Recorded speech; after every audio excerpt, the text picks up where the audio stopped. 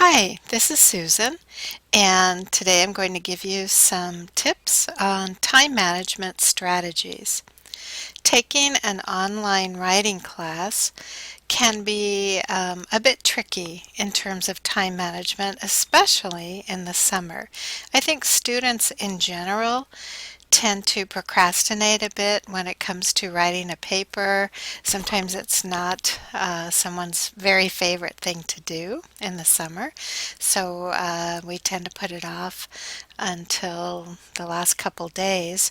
Um, but in order to be successful and to give yourself time to really do your best job, um, you should learn some better strategies for yourself. So, the first thing I wanted to call your attention to was in Connect, when you look at the week, you will see I have numbered your assignments. So, each assignment you have to do has a number. You might have to watch a video. You might have to read a handout. Once again, read a narrative essay, watch the Lane Student Digital Stories. You might have to do a questionnaire. You will have always each week an exercise in Connect, and you might have to read the information and then do the exercise. And then, of course, every week you have the pre-write to do and connect, the rough draft assignment to do and connect, and the final draft. So this week, for instance, you have a total of 10 items to pay attention to. I've made a handout for you. You can use each week. This is a Writing 95 weekly task list. I will post this on Moodle, and I think this will help you really get your assignments done in a timely manner. It's a pretty simple form. You can, of course, do something similar for yourself in a different format. I have the task or assignment as listed in Moodle, and then a column for date completed. So if you look down here, this is just a set form. I have 12 items that you can write in. Each week you probably will have closer to from 8 to 10, I would say, items, but I left box 12 just in case. So your first step would be to print out this task list, and I do recommend printing this out. I think a hard copy is the best for you. I think when you take this list, you can post it in whatever your study area is, or I like to post to do things on my refrigerator. You might have a highly organized system and a really wonderful workspace at home, an office space. I do have an office space at home, but I also like to put a task list on the refrigerator because it forces me a million times a day, and I do go to the refrigerator a million times a day probably. It forces me to have a constant reminder that I have tasks to do. Okay, so you have this task list. This is a blank form, and once again, you'll have that on Moodle, but let me show you a sample. What would this look like filled out? Here's a sample form filled out. Um, I made a list of all the items on Moodle for the week. I filled in week 3, the dates. I didn't just make a random list of any of the assignments. I really kept my numbering system to be the same numbering system used in Moodle. So in Moodle, it had number 1, watch the narrative essay guideline video. That's what I'm doing here. So I'm making a list, and you see the 10 items for this week. I wrote down the items, and then the second step I think is really important. Some items you'll be watching a video, some items you'll be reading a handout. Those aren't necessarily time-consuming action items, but I do want to make a list of everything I have to do in Moodle. And then, as you can see here, I've indicated watch the video, read the guidelines, read the narrative essay, watch the video, do the questionnaire on student paper and video examples, read the verb tense shift in Connect, do the shifts in verb tense exercise in Connect, and then these are, of course, the most time-consuming items. Write. Paper number 2, pre-write. Write.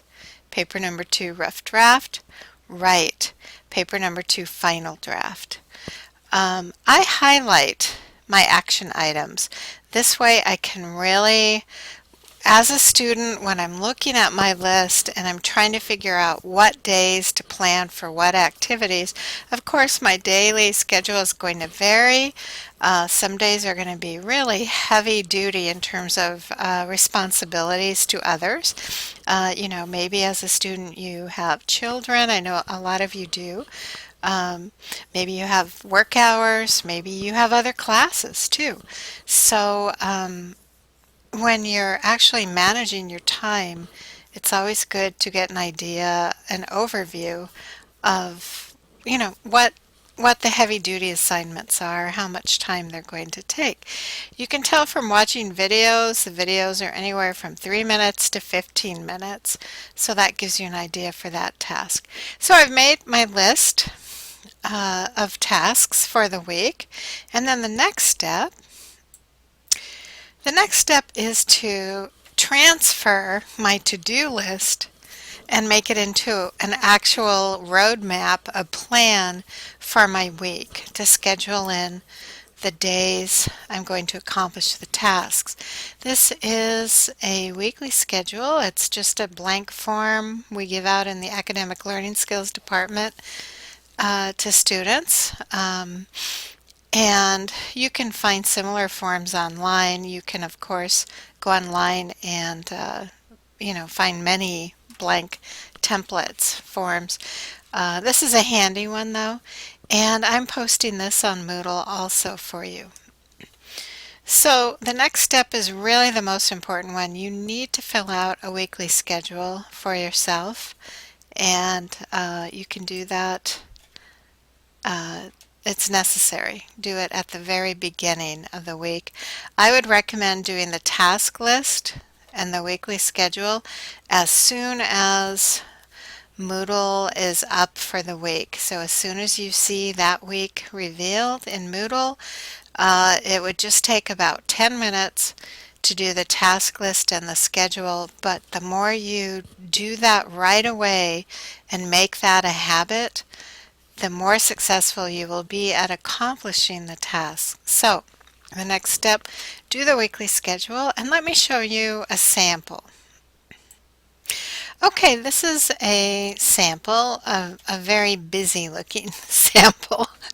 As you can see, I just went in and, for instance, I'm a hypothetical student. I know I have an in-person class from 8 to 10, Monday through Thursday this summer, so I'm blocking that time out. So you're going to block out any regular times that are dedicated to something else that you know automatically you cannot do any homework, any assignments during that time. So you'd block that out.